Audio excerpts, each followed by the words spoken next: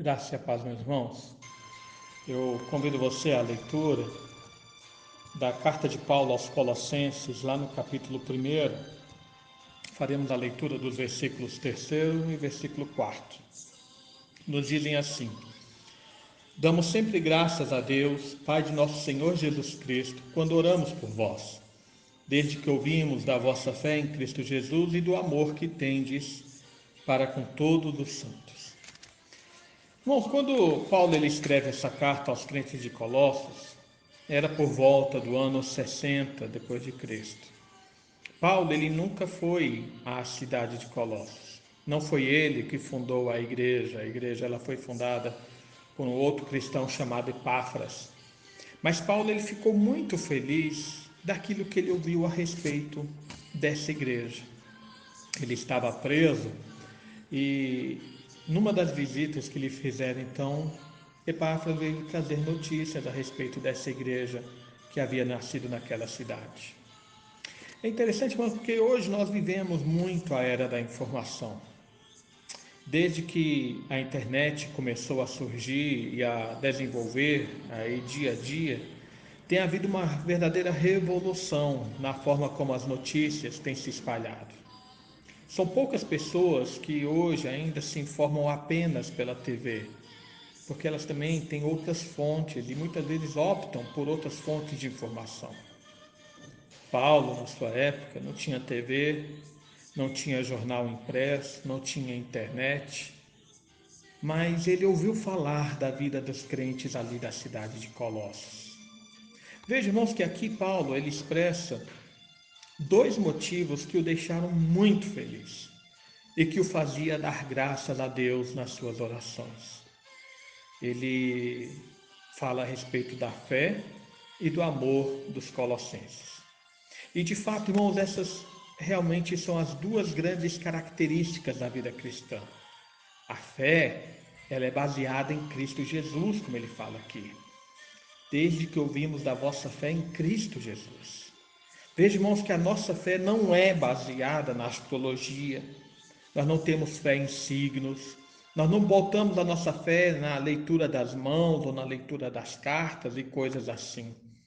A fé que Paulo louva aqui não é também a fé de ganhar numa loteria, ou a fé de ver seu time vencer, ou qualquer outro tipo de expectativa incerta dessa vida. A fé que Paulo nos mostra se refere àquela plena convicção de se ter os pecados perdoados na cruz, por meio do Senhor Jesus Cristo. E então, a certeza do acesso à vida eterna. É a fé que resulta num coração transformado e que nos faz viver então para a glória de Deus. É a fé em que nos faz prostrar diante de Deus e clamarmos pela sua obra na nossa vida. É a fé que desvenda os nossos olhos das situações desse mundo e nos faz olhar para a cruz com alegria.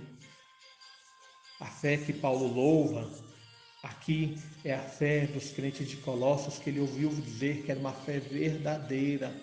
Não era uma fé temporária, não era uma fé incerta, não era uma fé nas coisas desse mundo, mas era uma fé baseada no Senhor Jesus. Mas além disso, Paulo também dá graças a Deus pelo amor dos colossenses.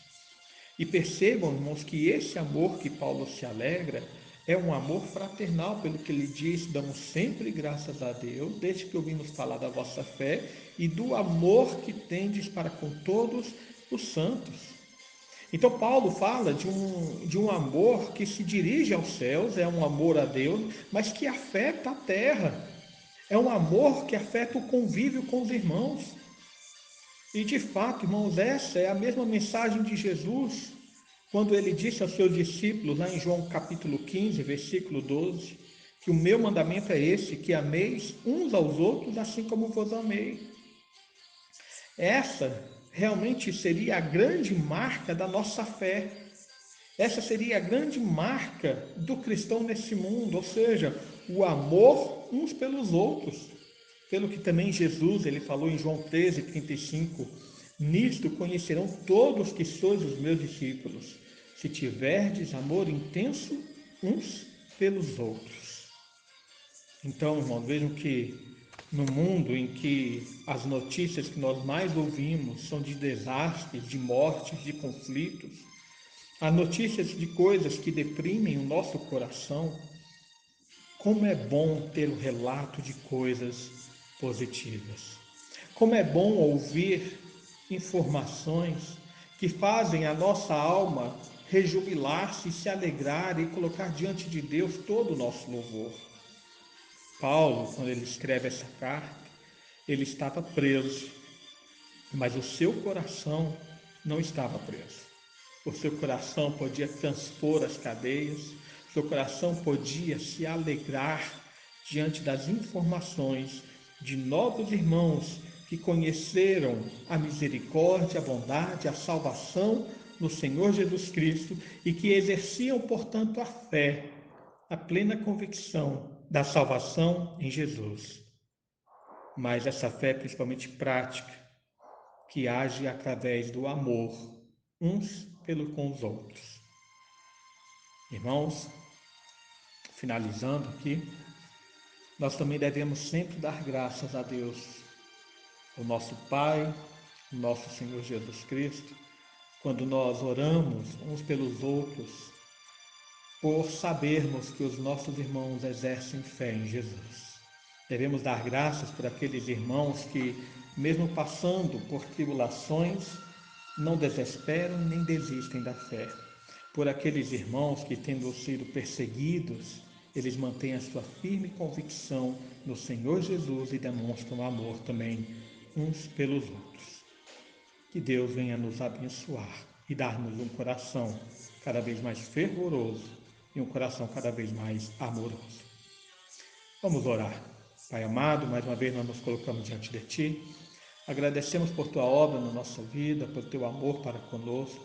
Te agradecemos, ó Pai, porque embora sejamos pecadores, cheios de falhas, Tu nos amou com amor intenso e derramou sobre nós a fé para que o nosso coração, então revigorado, renascido, para que o nosso coração regenerado, ele pudesse então exercer fé no Teu Filho Jesus. Pedimos, ó Pai, que a nossa fé seja uma fé viva, uma fé direcionada, Senhor, à verdade do Teu Evangelho, uma fé que Te louva e Te agradece, e uma fé que pratica o amor intenso uns pelos outros, um amor intenso pelos nossos irmãos, um amor, Senhor, que se alegra, que chora com os que choram e se alegra com os que se alegram. É o que nós pedimos, em nome de Jesus. Amém.